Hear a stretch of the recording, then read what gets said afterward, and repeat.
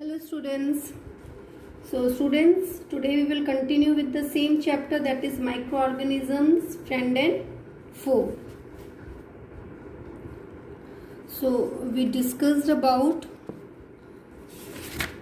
Yesterday we discussed about bacteria, virus, protozoa, algae and fungi. Please open page number 25.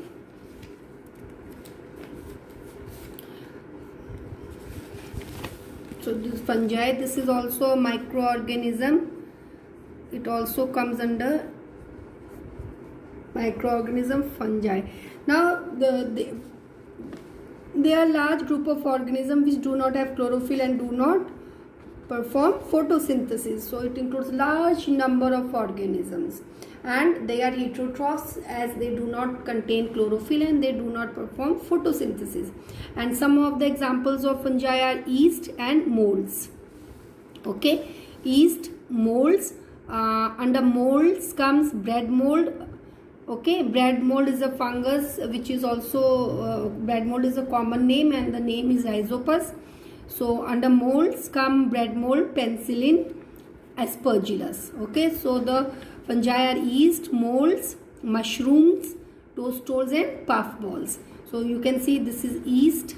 Just see here students, this is bread mold, common name of Rhizopus, which is generally seen growing over the bread. This is penicillin, this is penicillium, from which we get antibiotic penicillin, and this is aspergillus. Okay, now students, all the fungi except yeast, okay, you will see that they are made up of very fine thread like fur like structures which are called as hyphae. You can see this. Okay, so they have fine fur like structures which are called as hyphae. Now this cannot be seen with the naked eye. These hyphae or these thread like structures can be seen under the microscope. Okay, some fungi look like plants but they cannot make their own food. Okay, like here you can see it looks like plant but actually it is not a plant. Okay, because they do not contain chlorophyll. Okay, now fungi generally they grow in a humid climate, that is moist and warm climatic conditions. And this fungi actually they are heterotrophs, that means they cannot synthesize their own food. They are dependent on others for their food requirements. So the fungi they are of two types, that is saprophytic. You can see here saprophytes and parasites. What are the two types? That is saprophytes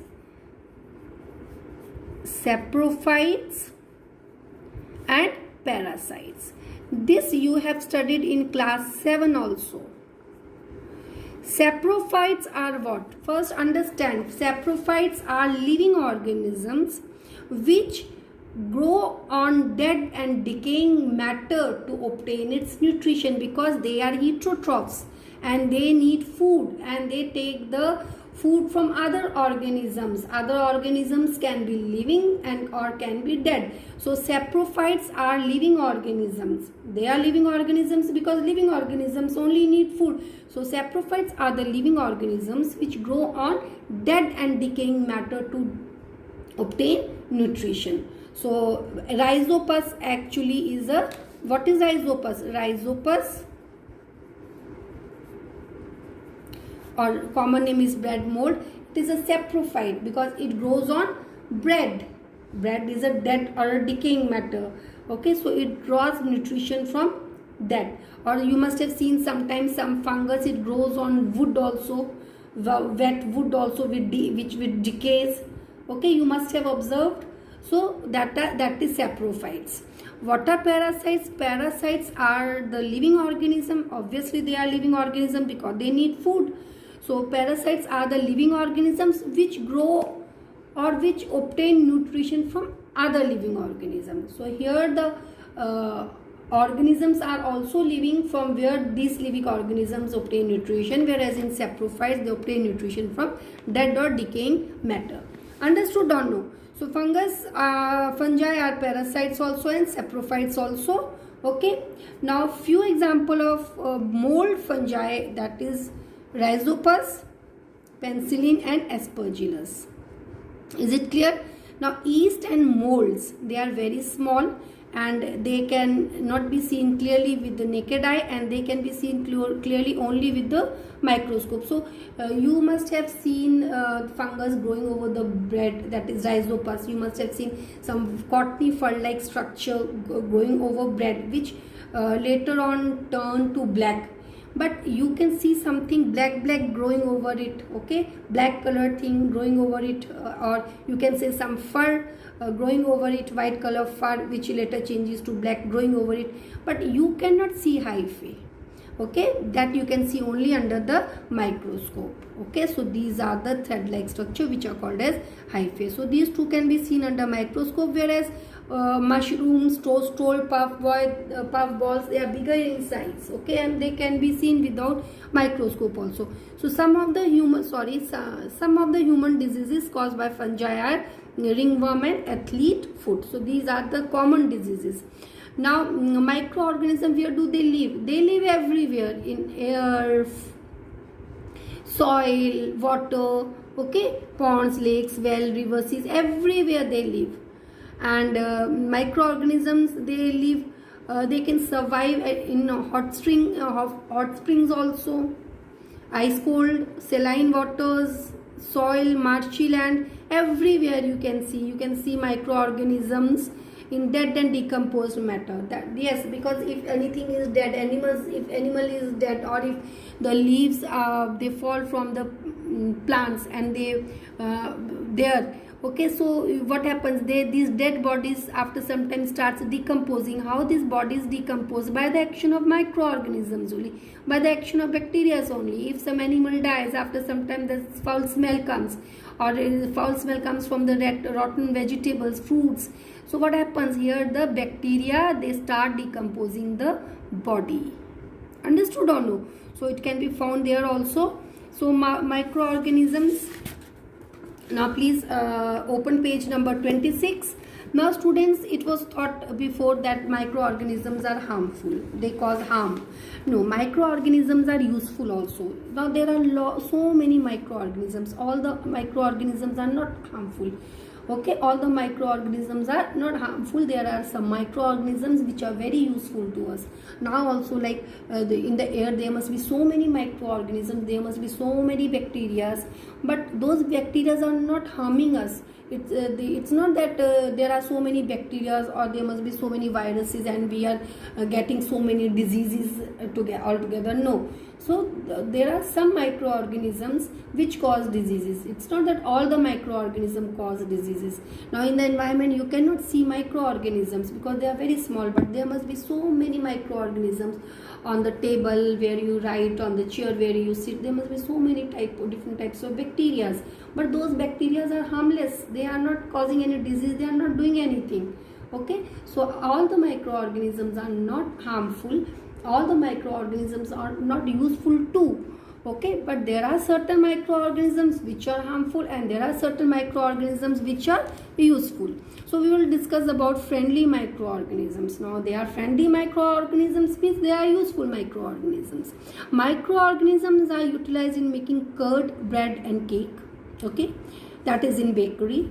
So this is a use of microorganisms. Microorganisms are used in the production of alcohol, wine and acetic acid. Microorganisms are used in the preparation of medicines like antibiotics, very important use. Microorganisms are used in agriculture to increase the fertility of soil by fixing atmospheric nitrogen gas to form nitrogen compounds. I told you that in the air the nitrogen is present 78%, but that is free nitrogen. That nitrogen, we say that oxygen, we can consume oxygen, or plants use carbon dioxide for photosynthesis.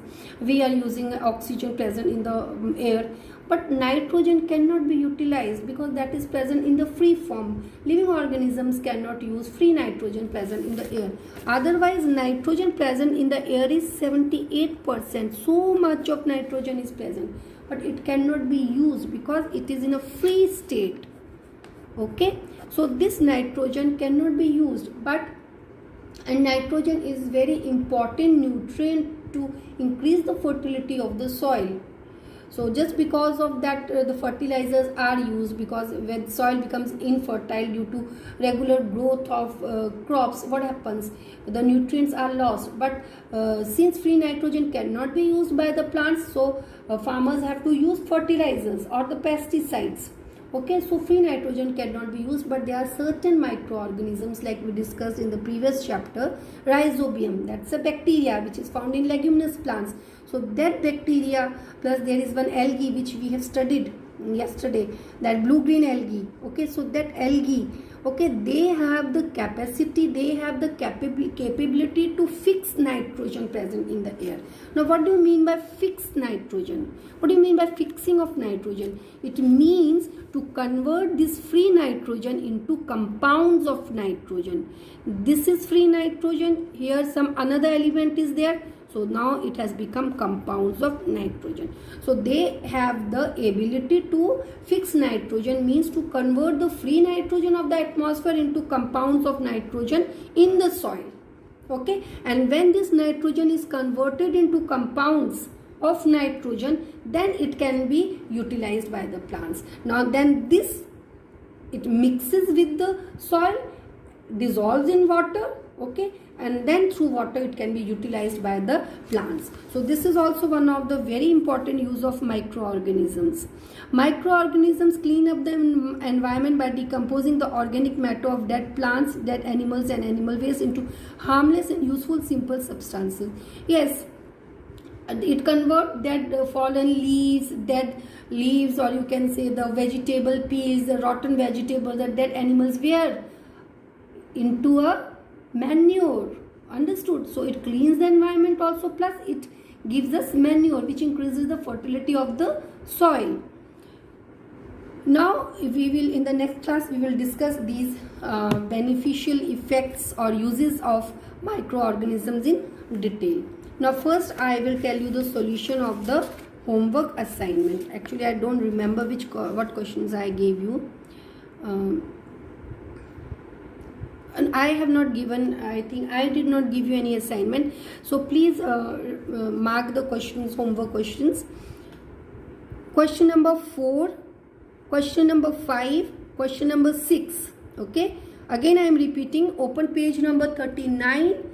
Question number 4, question number 5, question number 6. Okay. Students, just write the answer to the point. Just write what is asked. And please submit in a PDF files and arrange in a proper sequence and write neatly. Question number 4, 5, 6 on page 39. Then open page number 41. Question number, you can see here, 83. Question number 84. Question number 83, 84, and on page 42, question number 86. So this you do in your homework, only one word answer you are supposed to write. And as I told you before, also try to do the homework questions on your own without looking into the book or searching into the book. If you have understood the chapter properly, if you have understood the topic properly, you will be able to do it. Okay. So, and do it in a proper way, nice handwriting. Try to give me in a PDF files, and please submit only during clarification hour. Okay, students? And I think you students, you don't know me. I have never taught you previously. I have never taught you. So maybe most of you don't know me. Okay. So I hope slowly as we are communicating through the class or through the clarification hour, I think some of you know me, have started knowing me. Okay.